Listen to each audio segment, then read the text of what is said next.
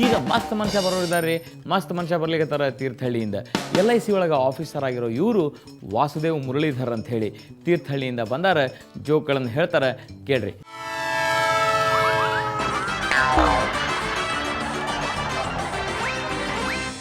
ಬರ್ರಿ ವಾಸು, ಪ್ಲೀಸ್. ನಮಸ್ತೆ ಸರ್. ನಮಸ್ತೆ ನಮಸ್ತೆ.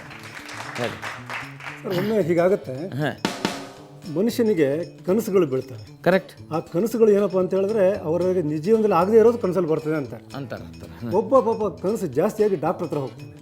ಅವನ ಸಮಸ್ಯೆ ಏನಪ್ಪ ಅಂತ ಹೇಳಿದ್ರೆ, ಡಾಕ್ಟ್ರೆ ನಾನು ದಿವಸ ರಾತ್ರಿ ಮಲಗ್ತೀನಿ, ಒಂದೇ ಥರ ಕನಸು ಬೀಳುತ್ತೆ, ನನಗೆ ಎಚ್ಚರ ಆಗುತ್ತೆ, ನಡ್ಕೊಂಡು ಹೋಗ್ತೀನಿ, ಬಾಗಿಲು ತನಕ ಹೋಗ್ತೀನಿ, ಬಾಗಿಲನ್ನು ಎಳಿತೀನಿ, ಬಾಗಿಲು ಓಪನ್ನೇ ಆಗಲ್ಲ ಡಾಕ್ಟ್ರೆ, ವಾಪಸ್ ಬಂದು ಮಲ್ಕೊಳ್ತೀನಿ. ಅದರಲ್ಲಿ ಏನಪ್ಪ ನಿನಗೆ ಸಮಸ್ಯೆ ಅಂತಾರೆ ಡಾಕ್ಟ್ರೆ. ಅಲ್ಲ ಡಾಕ್ಟ್ರೆ, ಒಂದು ವೇಳೆ ಆ ಬಾಗಿಲೇನಾದರೂ ತಕ್ಕೊಂಡ್ಬಿಟ್ರೆ ನನ್ನ ಜೀವನನೇ ತಕ್ಕೊಂಡ್ಬಿಡ್ತದೋ ಏನೋ, ಅದಕ್ಕೆ ನೀವು ಏನಾದರೂ ಮಾಡಬೇಕಲ್ಲ ಡಾಕ್ಟ್ರೆ. ಅದಕ್ಕೆ ಡಾಕ್ಟ್ರು ಭಾಳ ಯೋಚನೆ ಮಾಡ್ತಾರೆ. ಏನೋ ಇರಬೇಕು ಅಂಥೇಳಿ ಒಂದು ಪ್ರಶ್ನೆ ಕೇಳ್ತಾರೆ. ಅಲ್ಲಪ್ಪ, ನೀನು ಬಾಗಿಲು ತನಕ ನಡ್ಕೊಂಡು ಹೋಗ್ತೀಯಲ್ಲ, ಆ ಬಾಗಿಲ ಮೇಲೆ ಏನಾದ್ರು ಬರೆದಿದ್ದಾರೇನೋ ಅಂತ. ಅವನು ಸ್ವಲ್ಪ ಯೋಚನೆ ಮಾಡಿಬಿಟ್ಟು, ಹೌದ್ರಿ ಡಾಕ್ಟ್ರೆ, ತಳ್ಳಿರಿ ಅಂತ ಬರ್ದಾರೆ ಅಂತ.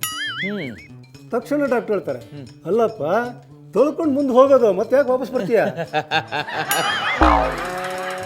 ಒಮ್ಮೆ ಮೇಷ್ಟ್ರು ಶಾಲೆಯಿಂದ ಮನೆಗೆ ಹೋಗ್ತಾ ಇರುವಾಗ ಕೆರೆ ದಂಡೆಯಲ್ಲಿ ಒಬ್ಬ ಕೂತಿರ್ತಾನೆ, ಇವ್ರ ಶಿಷ್ಯ.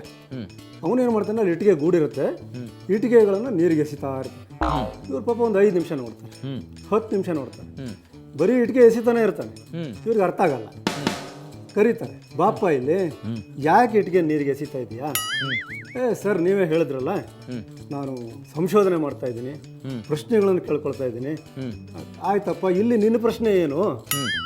ನೋಡಿ ಸರ್, ಆಯತಾಕಾರದ ಇಟ್ಟಿಗೆ, ಅದನ್ನು ನಾನು ನೀರಿಗೆ ಎಸಿತಾ ಇದ್ದೀನಿ, ಅಲ್ಲಿ ವೃತ್ತಾಕಾರದ ಅಲೆಗಳು ಹೇಳ್ತಾ ಇದ್ದಾವೆ, ಯಾಕೆ? ಶಬಾಷ್ ಶಬಾಷ್. ಎಷ್ಟು ಧನ್ಯರಾಗಿ ಒಮ್ಮೆ ಒಬ್ಬ ದೇವನ ಕುರಿತು ತಪಸ್ಸು ಮಾಡ್ತಾನೆ. ಅವನ ಬೇಡಿಕೆ ಏನಪ್ಪ ಅಂದರೆ, ಪ್ರಪಂಚದಲ್ಲಿ ಅತ್ಯಂತ ಸುಂದರಿಯಾದ ಹುಡುಗಿ ನನಗೆ ಬೇಕು. ಓಕೆ. ಬಹಳ ಕಠಿಣವಾದ ತಪಸ್ಸು. ದೇವರು ಪ್ರತ್ಯಕ್ಷ ಆಗ್ಬಿಡ್ತಾನೆ. ಕೇಳ್ತಾನೆ, ಏನಪ್ಪ ನಿನ್ನ ಬೇಡಿಕೆ ಅಂತ ಕೇಳ್ತಾನೆ. ಸ್ವಾಮಿ, ನಂದು ಬೇಡಿಕೆ ಏನೂ ಇಲ್ಲ, ಪ್ರಪಂಚದಲ್ಲಿ ಅತ್ಯಂತ ಸುಂದರವಾದ ಹುಡುಗಿಯನ್ನು ನನಗೆ ಕೊಡಿ.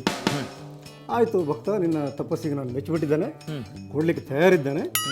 ನೀನು ಹಿಂದೂ ಆಗಿದ್ದರೆ ಕರೀನಾ ಕಪೂರ್ ಕೊಡ್ತೇನೆ, ನೀನು ಕ್ರಿಶ್ಚಿಯನಿ ಆಗಿದ್ದರೆ ಜೆನಿಲಿಯಾ ಕೊಡ್ತೇನೆ, ನೀನು ಮುಸ್ಲಿಂ ಆಗಿದ್ದರೆ ಸಾನಿಯಾ ಮಿರ್ಜಾನೇ ಕೊಡ್ತೇನೆ, ನಿನ್ನ ಹೆಸರು ಏನು ಅಂತ ಕೇಳ್ತಾನೆ.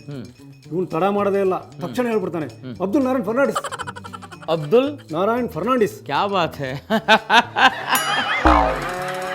ಒಬ್ರು ಸರ್ಕಾರಿ ಬಸ್ಸನ್ನ ಬಾಡಿಗೆಗೆ ತಗೊಂಡು ಮದುವೆ ಮನೆಗೆ ದಿಬ್ಬಣ ಹೋಗ್ತಾ ಹೋಗ್ತಾ ಹೋಗ್ತಾ ಮಧ್ಯ ರಸ್ತೆಯಲ್ಲಿ ಬಸ್ ಕೆಟ್ಬಿಡುತ್ತೆ. ಪಾಪ ಇನ್ನೇನು ಮುಹೂರ್ತ ಮೀರೋಗುತ್ತೆ ಅಂತ ಹೇಳ್ಬಿಟ್ಟು ಕಂಡಕ್ಟ್ರು ಅವ್ರನ್ನೆಲ್ಲ ರಿಕ್ವೆಸ್ಟ್ ಮಾಡ್ತಾರೆ, ಸ್ವಲ್ಪ ಇಳಿ ತಳ್ಳ್ರಪ್ಪ. ಎಲ್ಲರೂ ಇಳಿ ತಳ್ತಾರೆ. ತಳ್ತಾ ಮದುವೆ ಮನೆ ತನಕ ಹೋಗ್ಬಿಡ್ತಾರೆ.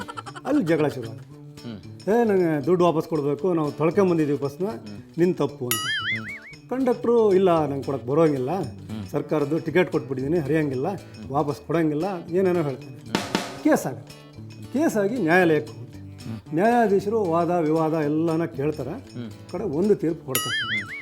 ನೋಡ್ರಪ್ಪ, ಬಸ್ ಕೆಟ್ಟಿದ್ರಲ್ಲಿ ಕಂಡಕ್ಟರ್ ತಪ್ಪು ಇಲ್ಲ, ಸರ್ಕಾರದ ತಪ್ಪು ಇಲ್ಲ, ಆದ್ದರಿಂದ ಹಣ ಹಿಂದೆ ಕೊಡೋ ಪ್ರಶ್ನೆನೇ ಇಲ್ಲ. ಇನ್ನು ಬಸ್ ತಳ್ಳಿದ ವಿಚಾರ, ಮದುವೆ ಮನೆಗೆ ಅವ್ರು ಹೋಗಲೇಬೇಕಿತ್ತು, ಆದ್ದರಿಂದ ತಳ್ಳಿದ್ದಾರೆ, ಅದರಲ್ಲಿ ವಿಶೇಷ ಏನೂ ಇಲ್ಲ.